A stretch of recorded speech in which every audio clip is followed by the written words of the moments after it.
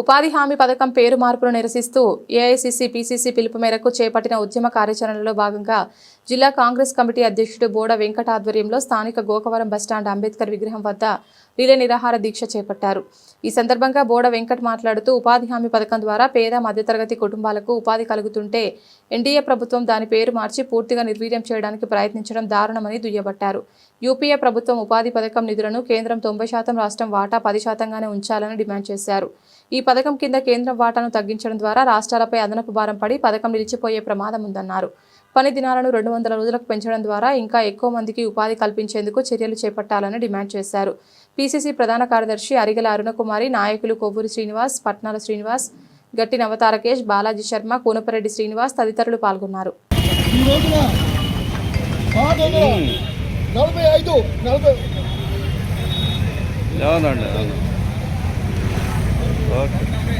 మహాత్మా గాంధీ గారి యొక్క అడుగుజాడల్లో ఏ రకంగా తరుముకుంటారో మీ అందరూ కూడా తెలుసు. అదే పరిస్థితి ఆ రోజున చూసినటువంటి బ్రిటిష్ వాళ్ళ యొక్క పరిస్థితి ఈ రోజున మోడీ, అమిత్ షా చూస్తుంటే వాళ్ళ యొక్క పాలన ఈ రోజున మనకి గుర్తు చేస్తూ ఉన్నారు. మరలా మనకి ఆ రోజున బ్రిటిష్ వాళ్ళ టైంలో, స్వతంత్ర పోరాట టైంలో, శాంతియుత మార్గంలో, అహింస మార్గంలో ఆ రోజున మహాత్మా గాంధీ గారు, బాలగంగాధర్ తిలక్, లాలా లజపతి రాయ్, జవహర్లాల్ నెహ్రూ గారు, మోతీలాల్ నెహ్రూ గారు అనేక మంది ఆ రోజు స్వతంత్ర పోరాటం గురించి ప్రాణాలు అర్పించినటువంటి సంఘటనలు మీ అందరికీ కూడా తెలుసు. 1950 సంవత్సరంలో పుట్టినటువంటి మోడీ గారు స్వతంత్రం వచ్చిన, భారతదేశానికి స్వతంత్రం వచ్చిన 3 సంవత్సరాల తర్వాత పుట్టినటువంటి మోడీ గారు ఆ రోజు తను చదివాడు. ఆ రోజుకే ఒక రాజకీయం గురించి కానీ, ఒక భారతదేశ చరిత్ర గురించి కానీ, స్వతంత్ర పోరాటం గురించి కానీ, లేకపోతే స్కూల్లో జరిగే పేరెంట్లో పీసీసీ ఇచ్చిన పిలుపు మేరకు తూర్పుగోదావరి జిల్లా కాంగ్రెస్ కమిటీ ఉపాధి హామీ పథకం కూలీలకి మద్దతుగా ఒకరోజు నిరసన దీక్ష కార్యక్రమం నిర్వహించడం జరిగింది. ఇందులో ముఖ్య అతిథిగా సిడబ్ల్యూసీ సభ్యులు పెద్దలు గిడుగు రుద్రరాజు గారు, అలాగే పీసీసీ ప్రధాన కార్యదర్శి అరిగెల అరుణకుమార్ గారు, మాజీ ప్రధాన కార్యదర్శి జ్యేష్ఠ సతీష్ బాబు గారు, అధికార ప్రతినిధులు కొవ్వూరు శ్రీనివాస్ గారు, కూనపరెడ్డి శ్రీనివాస్ గారు, కాటన్ రవి గారు, అలాగే నియోజకవర్గాల నుంచి యాళ్ళ మాచరయ్య గారు, చౌదరి గారు, నగరం నుంచి పట్నాల శ్రీనివాస్ గారు, వీర్రాజు గారు, ఎన్ఎస్సీఐ రాష్ట్ర ప్రధాన కార్యదర్శి తారకేష్ గారు, యువజన కాంగ్రెస్ రాష్ట్ర ప్రధాన కార్యదర్శి అయ్యల్ శేషగిరి గారు, అరుణ్ గారు, ఇలా అనేక మంది ఉపాధి హామీ పథకం కూలీలకు మద్దతుగా ఇవాళ రాజమండ్రి అర్బన్ పోలీసు వారు 144 సెక్షన్ అమల్లో ఉంది, మీరు ఎటువంటి నిరసనలో తెలపడానికి వీలు లేదన్నా సరే కాంగ్రెస్ పార్టీ శ్రేణులు అందరూ రోడ్డు మీదైనా కూర్చుని వారికి మద్దతుగా ఉండాలనే సంకల్పంతో ఇవాళ ఇక్కడ దీక్ష కొనసాగిస్తున్నాం.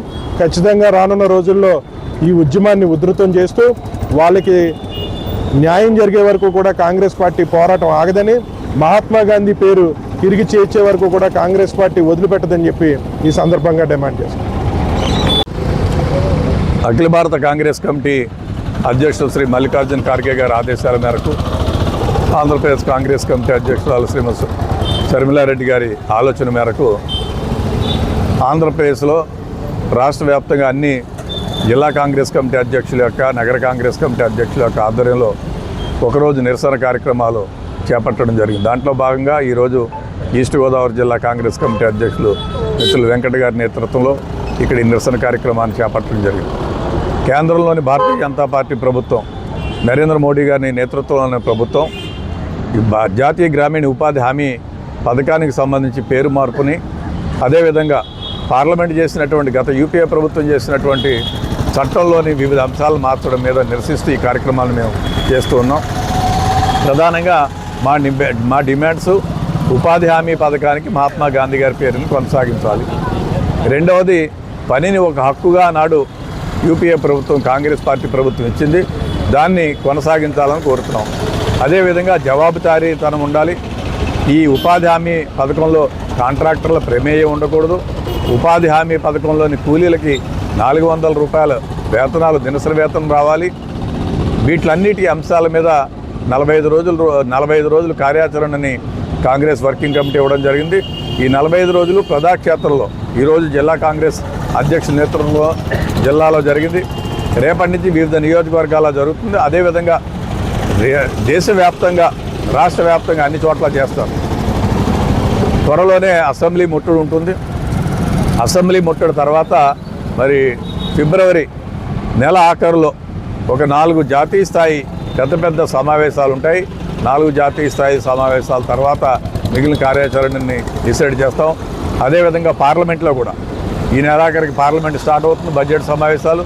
దాంట్లో కూడా కాంగ్రెస్ పార్టీ ఇటు లోక్సభలో రాహుల్ గాంధీ గారి నేతృత్వంలో, అటు రాజ్యసభలో ఖర్గే గారి నేతృత్వంలో పోరాటం చేసి గతంలో రైతులకు వ్యతిరేకంగా ఉన్నటువంటి 3 నల్ల చట్టాలను ఏ విధంగా అయితే భారతీయ జనతా పార్టీ వాపస్ తీసుకుందో, వెనక్కి తీసుకుందో, రిపీల్ చేసిందో, ఆ విధంగానే ఈ చట్టాన్ని కూడా వెనక్కి తీసుకునే విధంగా పోరాటం చేసి రైతు కూలీల పక్షాన ప్రధానంగా దళితులు, ఎస్సీలు, ఎస్టీలు, మైనారిటీలు, అణగారిన వర్గాలు ఉన్నటువంటి ఈ దేశంలో 13 కోట్ల మంది లబ్ధి పొందుతున్నారు. ఈ రాష్ట్రంలో 75 లక్షల మంది లబ్ధి పొందుతున్నారు. అటువంటి దాన్ని గతంలో కాంగ్రెస్ పార్టీ ప్రభుత్వంలో 90-10 ఉండేది. కేంద్ర ప్రభుత్వం 90% నిధులు,